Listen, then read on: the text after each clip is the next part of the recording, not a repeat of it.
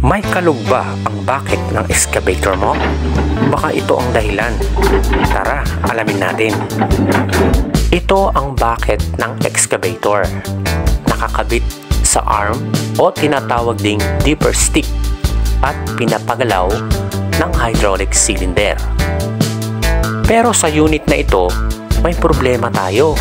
Maluwag na ang mga pins and bushings dahil sa sobrang pagkasira. Para maiwasan ng ganito, siguraduhing regular ang greasing. Nakakatulong ito para mabawasan ang friksyon at maprotektahan laban sa dumi. I-maintain ng maayos ang bucket at ang mga parte nito.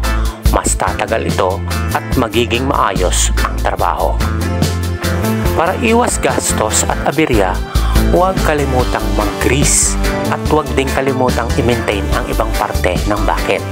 Kita-kits sa next video!